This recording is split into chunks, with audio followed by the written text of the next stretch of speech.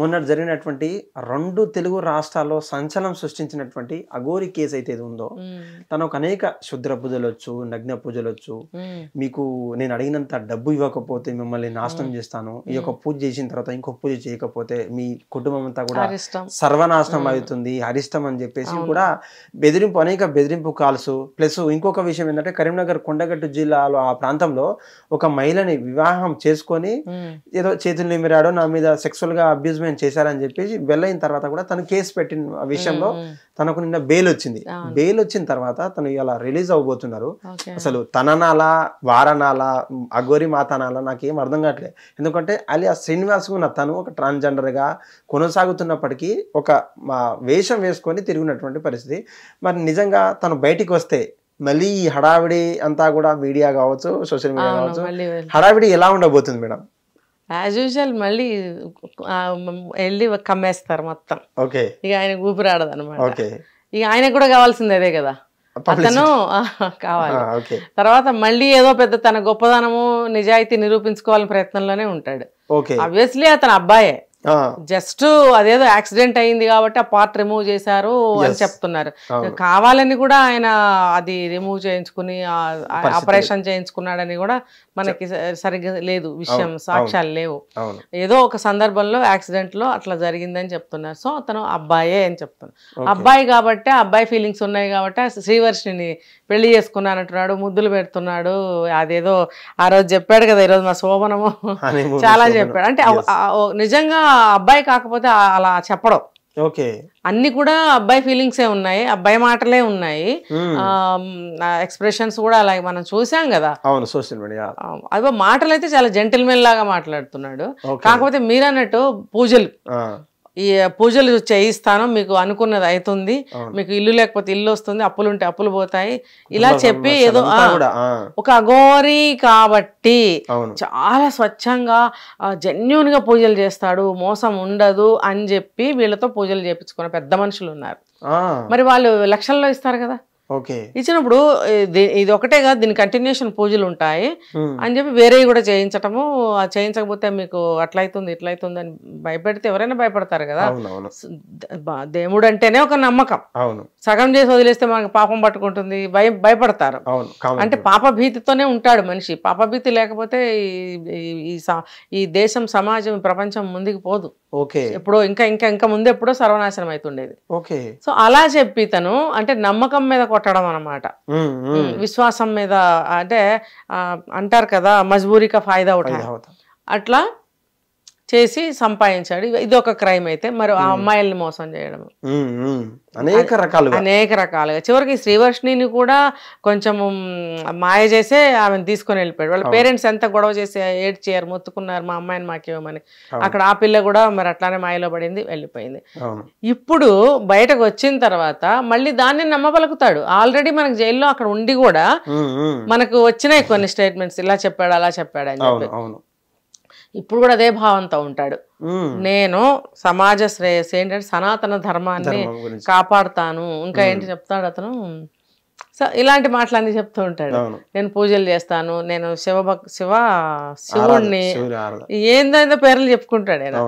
అంటే నువ్వు ఓకే, నువ్వు అన్ని చేసావు, అట్లనే ఉండు, ఒక భక్తుడిగా, ఒక అఘోరి మాతగానే ఉండిపోని, మేము ఎవరం కాదనటం లేదు. కానీ నీకు అట్లా కూడా నువ్వు ఉండలేకపోతున్నావు కదా. అందరికి కావాల్సిన వస్తువులనే నీకు కావాల్సి వస్తున్నాయి కదా. నువ్వు ఇదేమంటారు టాల్కం పౌడర్ రాసుకుంటున్నావు, విభూది అంటున్నావు, మరి లిప్స్టిక్లు పూసుకుంటున్నావు. సరే అఘోరీలు అఘోరాలు మేకప్ చేసుకుంటారా అంటే కొంతమంది సాధువులు అట్లా చేసుకుంటారు. నిజమైన అఘోరీలు చేసుకోవడం అనేది మనం వినలేదు అసలు. వాళ్ళకి ఇక్కడి నుంచి ఇక్కడ గోల్డ్ కూడా వంకర ఇలా అయిపోతాయి. వాళ్ళకి శరీర భావన ఉండదు, శరీరం అంతా కూడా అర్పణ చేస్తారు, అంతే వదిలేస్తారు. పెరిగితే పెరగని, విరిగితే విరగని, అంతేగాని వాళ్ళు ఏం చేసుకోరు. జుట్టు కూడా వాళ్ళకి సహజంగానే జడలు కడతాయి. ఇప్పుడు వీళ్ళు విగ్గులు తయారు చేస్తున్నారని చెప్పి పెట్టుకుంటున్నారు. అంటే మీ దగ్గర ఒరిజినాలిటీ లేదు. మీకు మీ జుట్టు ఆ స్థాయికి రావాలి అంటే కొన్ని ఒక 25, 30, 40 సంవత్సరాలు మీరు అందులో ఉంటే ఆటోమేటిక్ గా జడలు కట్టేది వేరు. మీరు ఆ స్థాయికి, ఆ స్థితికి చేరుకోకుండానే అఘోరాలు అయిపోవాలి అని చెప్పి ఇవన్నీ నకిలీ పెట్టుకోవడం ఎందుకు? వాళ్ళందరూ ఆ స్థాయికి చేరుకున్నాక పిలవబడుతున్నారు అఘోరాలు అని చెప్పి. నువ్వు ఏం చేయకుండానే ఎందుకు పిలిపించుకోవాలని చూస్తున్నావు? ఇది తప్పు. సమాజాన్ని తప్పుదారి పట్టించద్దు. నీకు నువ్వు ఏమంటారు హీరోగా అంటే తనకి తాను ఆపాదించుకోవద్దు ఏది కూడా. జనము అనుకోవాలి నిజమే ఈయన మహాత్ముడు, ఈయన దగ్గర ఒక ఇది ఉంది, గొప్పతనం ఉంది అని అనుకోవాలి. కానీ నీకు నువ్వు చెప్తున్నావు, ఏం చేసి చూపించి ఒక మంత్రం చెప్పమంటే చెప్పలేదు, ఈ గురువు గారి పేరు చెప్పమంటే ఏదో చెప్తావు, పోనీ ఒక పూజ ఏదైనా చేసి చూపించమంటే అది చెప్పవు, చూపించవు. ఏంటో శ్మశానంలో ఇది వేస్తావు అది వేస్తావు, అదేం పూజలు? ఇట్లా చెయ్యొద్దు. నేను చెప్తున్నాను, ఒక అఘోరాలాగా స్థిరపడాలి అనుకుంటే అందులోకి వెళ్ళి సాధన చేయాలి, నిరంతర సాధన. వాళ్ళు తిండి కోసం కూడా వెతుక్కోరు, వాళ్ళు ఎక్కడో ఉంటారు, మనకు కనపడరు. నువ్వు సభ్య సమాజంలో తిరుగుతున్నప్పుడు నీకు అందరు మనుషులకి కావాల్సిన వస్తువులే నీకు కావాల్సి వస్తున్నాయి. అని తాగుతున్నాడు అన్నారు, చికెన్ బిర్యానీ లేని భోజనం చేయడని ఆ శ్రీవర్షిని అన్న చెప్పాడు, సిగరెట్ తాగుతాడని చెప్పాడు. మరి ఇంకా నువ్వు అఘోరావేంటి? అసలు అఘోరా నువ్వు ఎట్లా అవుతావు? అవ్వవు. నువ్వు ఆ సాధన చేయలేవు. ఏంటంటే నీకు ఆపరేషన్ అయ్యింది కాబట్టి నేను ఎట్లా మనగలగాలి ఈ సమాజంలో అని అనుకుని నువ్వు వేషం మార్చుకున్నావు. ఓకే, నీ మజబూరి, నీ నిస్సహాయ స్థితి నీకు ఉంది, నేను కాదనట్లేదు. కానీ నువ్వు ఆ వేలో ఉండు. మళ్ళీ ఇక్కడికి వచ్చి మోసం చేయడం, అమ్మాయిని పెళ్లి చేసుకోవడం ఇవన్నీ చెయ్యకు. నేను చెప్పేది ఇదే, నువ్వు మంచిగా బ్రతుకు. ఇంకా నెక్స్ట్ నువ్వు అఘోరావే అవ్వు. నువ్వు అవ్వాలని ఉంటే అందరూ కూడా ఏమనరు, అందరూ కూడా దండం పెడతారు. అంతేగాని నేను అఘోరాని అఘోరిని లేకపోతే నెక్స్ట్ అవుతాను, నన్ను ఇప్పుడే గౌరవించండి, నేను అది చేస్తా ఇది చేస్తా అట్లా వద్దు. నువ్వు ఏదైనా చెయ్యాలి అని అనుకుంటే ఇప్పుడు చూడండి, ఆయన బయటకు వచ్చే సమయానికి ఈ అమ్మవారు తీశారు ఇక్కడ పెద్దమ్మ తల్లి. మళ్ళీ అప్పుడు ఆయన ఫస్ట్ వచ్చినప్పుడు ముత్యాలమ్మ తల్లి దగ్గర ఆ విగ్రహం అంటే ఏంటిది, ఏమన్నా ఉన్నదా దీని వెనకాల? మనకి తర్వాత బయటకు రావచ్చు, మనం చెప్పలేము, సస్పెక్టింగ్ అంతే. అప్పుడు ఆయన వచ్చినప్పుడు ఫస్ట్ డే ఎందుకు వచ్చాడు? ముత్యాలమ్మ గుడి అక్కడ. ఇప్పుడు బయటకు వస్తున్నాడంటే ఇక్కడ పెద్దమ్మ తల్లి. ఏంది ఈ పరిణామాలు ఏంటి?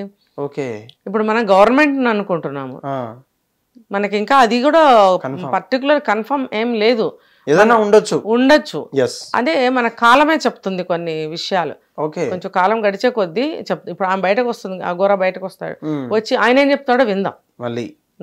ఓకే, అయితే ముఖ్యంగా అఘోరాలు మనకి ఎక్కడ కూడా సిగ్నల్ దగ్గర కావచ్చు ప్రాంతాల్లో ఆ హోమాలు పూజలు చేసే టైంలో వాళ్ళని కేవలం సాధువులు కావచ్చు అక్కడ ఉన్నంత ప్రాంతాల్లో హిమాలయ దగ్గర ఎక్కడో పూజలు చేసుకున్నటువంటి ఈ యొక్క హిందుత్వవాదులు పిలిస్తే గానీ కొంతమంది రారు. వచ్చిన తర్వాత కూడా వాళ్ళంతా కూడా మనకు కనబడరు. కేవలం లోకహితం కోసం, లోక కళ్యాణం కోసం మాత్రమే వాళ్ళంతా పూజలు, వాళ్ళ వ్యవహారం అంతా ఉంటుంది.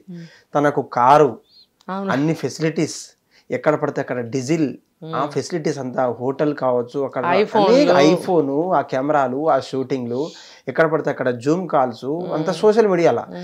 ప్లస్ తనకున్నటువంటి అబ్బాయి ఫీలింగ్స్ బయట పెట్టకుండా వశం పరుచుకుంటాను, నా మహిళ, నా భార్య అని తన నోటితో చెప్పుకోవడం. నిజంగా అఘోరికి కావచ్చు, అఘోరాలకు కావచ్చు నిజంగా కళ్యాణం అవుతుందా మేడం? కేవలం శివ అర్పణ కోసం బతికించేటువంటి వాళ్ళు ఈ యొక్క డ్రామా అంతా కూడా నిజంగా జనాలకు ఎవరు అర్థం కావట్లేదు అంటారా మీరంతా కూడా? అంటే మూఢనమ్మకాల్లో ఉన్న వాళ్ళకి అర్థం కాదు, అది ఏం చెప్తే అదే కరెక్ట్ అనుకుంటారు. అతను ఏం చెప్తున్నాడంటే అఘోరాలు కూడా పెళ్లి చేసుకుంటారని చెప్తున్నాడు. అవును, మనకైతే తెలీదు, మనం వెళ్ళి చూడలేదు కదా, చేసుకోరు అని మనకి శివరుద్ర స్వామి గారు అలాంటి వాళ్ళు చెప్పారు. చాలా మంది బయట పెట్టారు, చాలా మంది. అంటే వాళ్ళకి నాలెడ్జ్ ఉంటుంది కదా, మనకి లేకపోయినా. మరి వీళ్ళు చెప్పిన దాని ప్రకారం అఘోరాలు పెళ్లి చేసుకోరు. అతనేం చెప్తున్నాడు, అఘోరాలు పెళ్లి చేసుకుంటారు అని చెప్తున్నాడు. సరే, ముందేమో నేనంతా జెన్యూన్ అది ఇదని అన్నాడు, తర్వాత ఏమో ఒక్కొక్కటి బయట పెడుతున్నాడు. మేమిద్దరం లవ్ చేసుకున్నాము, నా చిన్ను, నా కన్న అని చెప్పి ముద్దులు పెట్టుకుని పెళ్లి చేసుకున్నాడు. అంటే మగతనాన్ని బయట పెట్టేశాడు. పెట్టినప్పుడు నువ్వు అలాగే ఉండు. ఇప్పుడు ఒక యాక్సిడెంట్ అయినప్పుడు కాలో చేయో పోతే ఆ భర్తతో బతికే ఉంటుంది కదా స్త్రీ, అంతే కదా, ఉండాలి కూడా కదా. అలాగే ఇతనికి కూడా ఆ పాట లేదు, కానీ ఒక ప్రేమ. ఉప్పెన సినిమాలో హీరోకి కూడా లేదు, కానీ ఆ అమ్మాయి నాకు అతనే కావాలని వెళ్ళిపోయింది కదా. ఆ భర్త అనే గౌరవభావం, ఆ ప్రేమ, ఆ అటాచ్మెంట్, ఆ ఎఫెక్షన్ నిజంగా వాళ్ళిద్దరి మధ్యన ఉంటే కలిసి బ్రతకండి. కానీ ఇవన్నీ వద్దు, ఇవన్నీ వద్దు, ఉండండి మీరు కావాలంటే భార్యాభర్తలుగా. ఇప్పుడు అతను నిజంగా ఒక అబ్బాయి అయితే వాళ్ళిద్దరూ కలిసే ఉంటాము అని అందరిని ఎదిరిస్తే కనుక మన ఇద్దరం ఏం చేయగలుగుతాం? అవును, ఏం చేయలేము.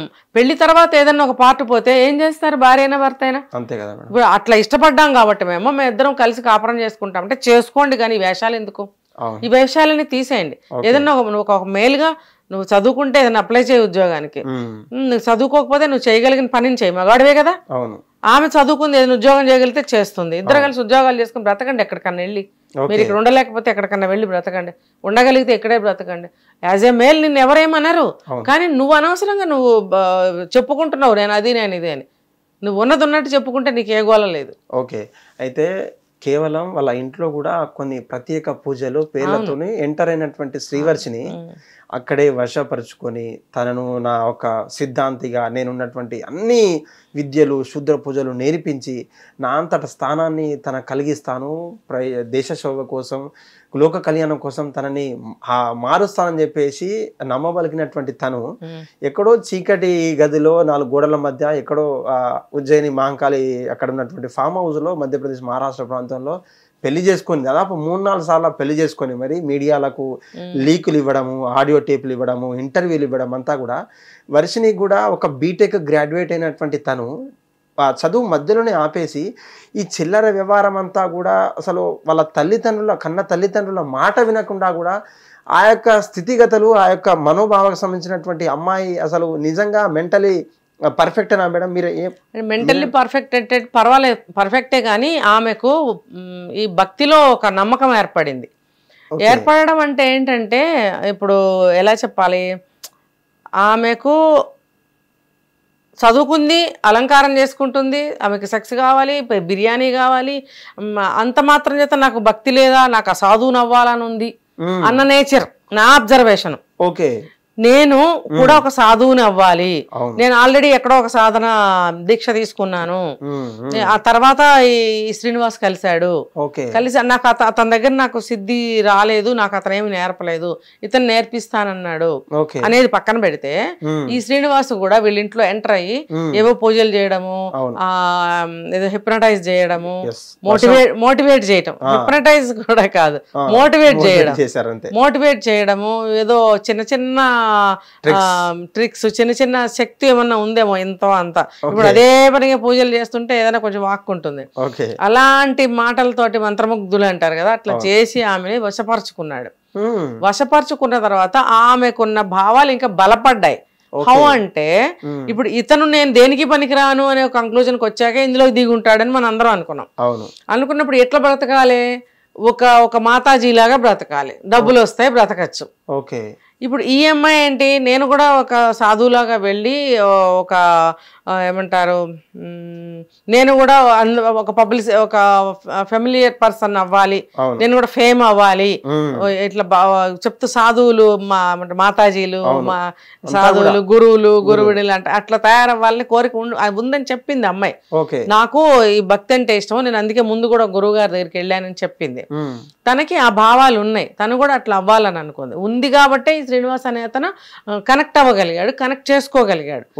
తర్వాత వీళ్ళిద్దరూ ఏం మాట్లాడుకుంటారనేది మనకు తెలియకపోయినా వీళ్ళిద్దరూ కలిసి మనిద్దరము ఈ రంగంలోకి వెళ్ళి మనకేదో సంక్షేమం చేద్దాం ప్రజలకి, నువ్వు మాతాజీగా నేనేమో అఘోరాగా, అందరూ మనకి నమ్మి వస్తారు, పూజలు చేపిద్దాం, మనకు డబ్బులు వస్తాయి, మనం బ్రతకచ్చు.